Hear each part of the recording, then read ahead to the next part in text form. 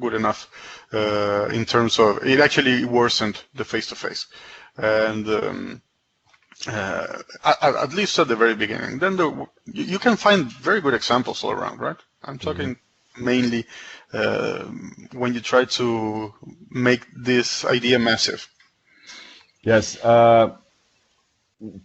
I would like to connect with something that you've said related to today on the virtual conference. We shared a short article from this Edutopia website asking, are we innovating or are we just digitalizing the same types of learning process and teaching processes? I think this is a very interesting question, and I would also ask this to you now. So how can we actually change teaching and learning processes with the use of new technologies? Or should we change the teaching? And is it, for example, is there a way to revolutionize vocational education, the way we teach and the way we learn with new technologies? How should we see this? Should we expect that technologies will revolutionize learning and teaching process? Okay, I should have taken notes for a question, because there were many questions there. I think we should revolutionize the way we are doing TVET. And actually what we see is a non-equitable approach to that. When you see what enterprises, if you go to a learning center from BMW in Germany, you find fantastic learning design, right? The same thing happens if you go in Brazil to some places where they actually build factories and they make students go through projects inside a school, which is actually a factory, and they develop all this stuff. But this is because there's an enterprise behind. Right? There's a company behind. Now, when you get to see how TVET is done for most of the population, they get a very, one would say, default learning design. So then again, I think we have to do it, but doing it implies not necessarily innovating much, because what needs to be done is quite known. It needs to be run as a policy to access some to be more equitable, I would say, and inclusive, because Latin America, in our case, you could say that we have lots of vast percentage of our population segregated, right? Not in formal terms, but in economical terms, and that structure of opportunities, and well, that's a problem. So I think we must. I'm not sure technology is the way it will happen. I don't think it. I can see technology as a trigger. It has worked as a trigger. I always cite a very interesting document where it was discussed how it is that the print affected different societies, right? And this article referred to religious approaches to the print, whereas the Catholic Southern Europeans were using the print to print pardons, for example, right? The Northern Protestants were printing Bibles and changing the language. Right, going from Latin to the everyday language of whoever was to read it.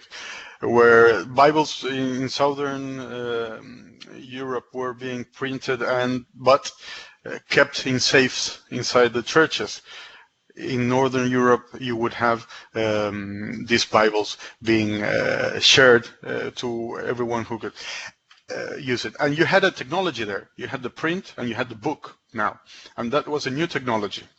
And it did trigger changes in Northern Europe that it did not in Southern Europe, right? So then again, I think technology may be a trigger, but then there's all the organizational culture and all the soft development that you have to do to actually use the technology in the appropriate way.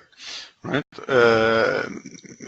In this case, this article, which I can share afterwards, it's very simple to see how literacy rates fell sharply in Northern Europe, where actually in Southern Europe it didn't, because people started reading. Right. The technology was there in both places. Right. Both places had the same technology. One used it in a way and the other one didn't. So I think technology can help us trigger changes. All right? So I think that was a second aspect of your question. Should we do this? I think we should and we must. Is technology the solution? The solution, I think, it's organizational, it's cultural, it's more pedagogical oriented, but technology is a good trigger for that. We've seen that also in other spaces. For example, changing the logic of how government works. When you try to go inside government institutions and change bureaucracy because it was the right thing, many times it didn't happen. The introduction of technology many times make that happen because it was a trigger. It was a trigger. It made really no sense to stay doing the ways, keep on doing, the things the way we should. You had a third element. You started that question with mentioning an article from Edutopia, and I think the best example for that is because there's this idea that sharing information, right, and doing digitalization of content and sharing that is not to be done anymore. And that doesn't really make no sense because it needs to be done. It's part of the learning process. The thing is, in the same way that I shouldn't do that, right, in class, I shouldn't dedicate my classes all the time to share information. I shouldn't do that as a central or the main element of my learning design. So if you consider blended learning, one of the ways you can consider blended learning, right? Where you say, okay, let's hope that participants can consume information, organize information at home or at a distance, right? But when we meet, we actually do skill development. So we have teamwork, so we have problem solution, so we have face-to-face. Because the thing is, it's very hard to develop those soft skills at a distance, right? So let's use the time as a distance to actually consume the data and the information, right? And then let's put that information in the face-to-face environment, right? And mix both. So in the face-to-face, I start doing actual skill development by doing stuff, not only consuming information. So that's one of the approaches to blended learning. Blended learning has been discussed in many other ways, but I think there's the inverted class that somebody created. This idea of inverted class that some teachers created in the US. I can't remember exactly who they were, but actually they fell, I think the story was they fell ill or they had to travel and they couldn't go to class, so they started sharing their PowerPoints and documents, and they found out that when they returned to class, the discussion was richer. The learning was richer because there was a lot of analysis. The students had consumed that at their homes, right, at their places, and the class time was used for actual analysis, critical thinking, and development of those skills. So then again, I don't think there's a... Yes, we are digitalizing a very old learning process. There was this logic about this idea about doing old things in new ways, right? And there's a lot of that. And in the e-learning that popped up in the late 90s, the start of the 2000s, was a lot of that, doing old things in new ways. What I think that part of that is still necessary, right? It's really still necessary. Students need to consume information and to organize it and to make structural representations in their minds of what information does, but then they need to apply it. And that part is missing in general from it's really not present in most of the distance learning or the strongly technology-centered approaches. And you also mentioned the relevance of project-based learning as a way of developing the skills. How do you connect nowadays project-based learning and new technologies? Or which kinds of new technologies are enhancing the possibilities to create project-based learning? There's a lot of project-based learning approaches, right? We've systematized at CINTERFOR quite a bit of them. Some approaches from Germany, also from the Basque country in Spain, some created here in Brazil and Colombia, and we see many common features. The first one is that project-based approaches are problem-solving approaches. It's you basically go through analysis, design, assessment of different ideas, implementation, and assessing then the whole process. So actually working as project in a project-based approach already starts developing some of the transversal competencies. Now the thing is, one of the main characteristics that we should respect from project-based approaches is teamwork, and technologies come in very handy there. Right? First, because we expect teams to communicate and to collaborate. So you have all the cloud and sharing of documents in the cloud and all the instant messaging tools that we have already. All that stuff is already supporting teamwork, right? You could say, okay, you could decide not to use it, right? Say no, let's make them come to school and discuss here, and then produce documents. You could decide, but it doesn't make any sense apparently. So I would say the need to work as teams already opens the floor. What we say is that project-based learning generates opportunities for, right?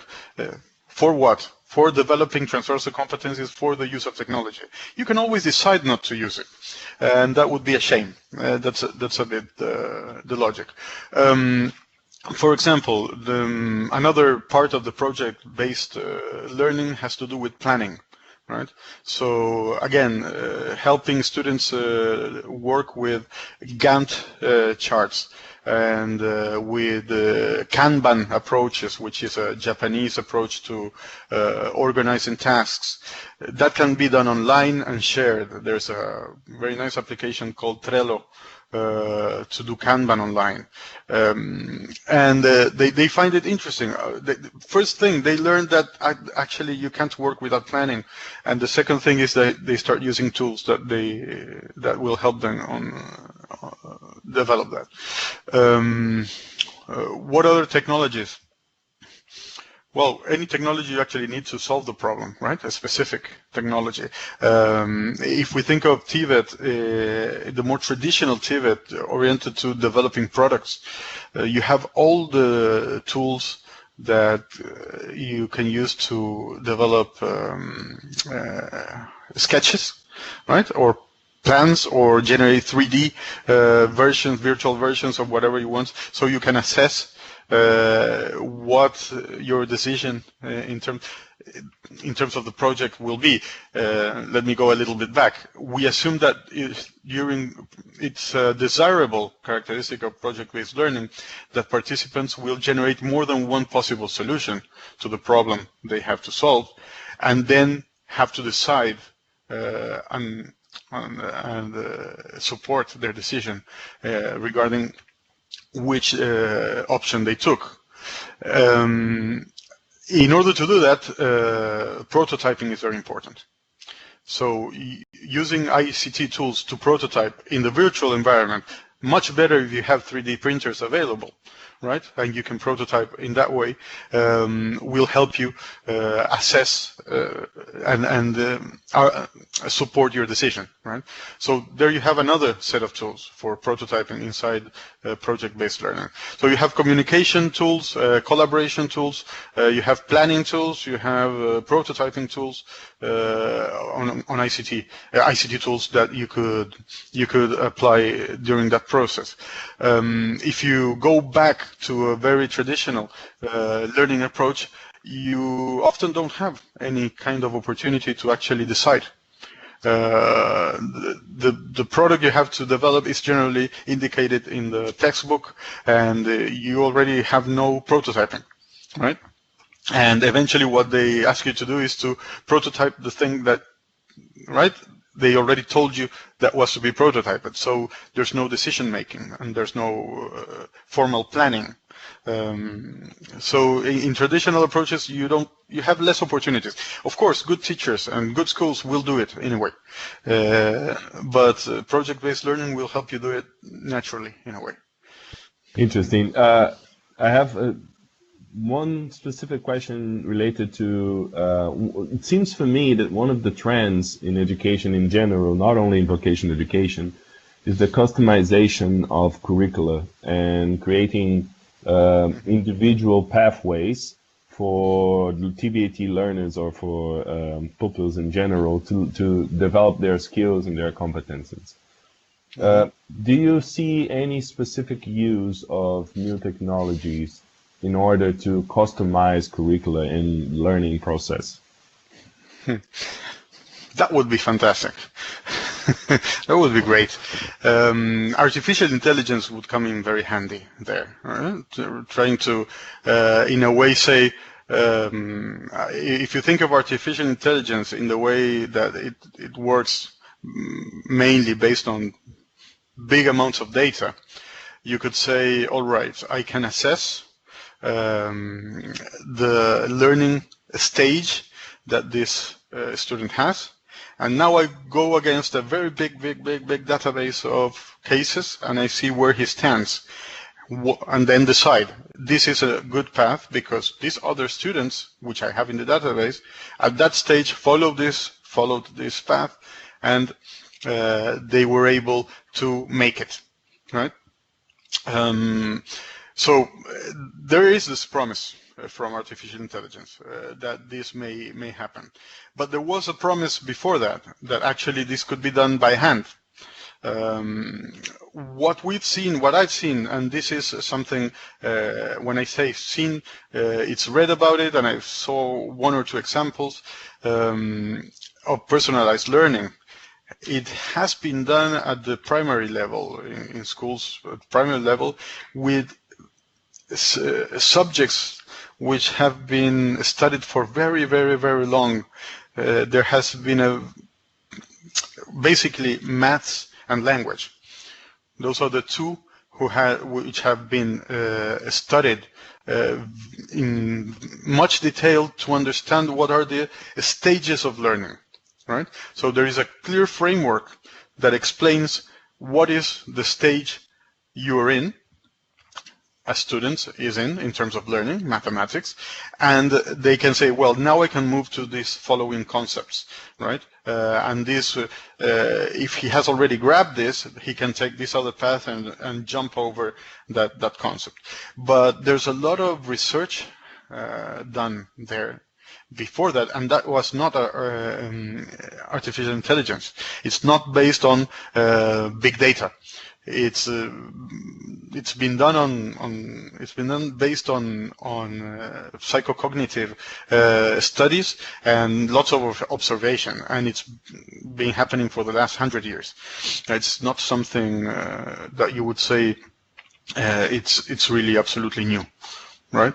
And again, the approach is not technological. There's a very interesting example there. In the US, there was this school created. I don't remember its name now. I'm sorry. I cannot say it. But it was a Silicon Valley school, developed for the Silicon Valley children, right? With lots of personalized approaches based on data. There was this camera actually registering the gestures the students were doing at the time of trying to solve problems, blah, blah. And there was all this accumulation of data which should have led to a personalized approach. And from what I've read lately, it has not had much success. The success has relied kind of on the novelty of the approach and not on necessarily on the results. It's very hard to tell because, on the other hand, these children have excellent backgrounds. So you would say maybe they would have done very well in any other school, right? So it's very hard to say. The other problem, and this is again a pedagogical problem that you have with personalized learning, is that most pedagogical theorists don't believe you learn alone. Nobody learns alone. So having your exclusive personal path to learning may eventually alienate you from your peers. And that's actually going back to that idea that we all learned the same, but we all learned alone. And it's kind of been proved that, let's say, think in terms of TVET. When we think of TVET, we are assuming somebody who will be integrated into the labor force and will be working in a company. It doesn't happen anymore that you work alone. You never work alone. It's not assembly line work anymore in any area, nor services, nor industry. It doesn't happen anymore. So having the social learning part, the teamwork part, the communication, negotiation, collaboration part is central. It's very hard to think of personalizing that because actually you need others. Right. Then this is I have to say these are informed guesses based on what I've been reading and seeing.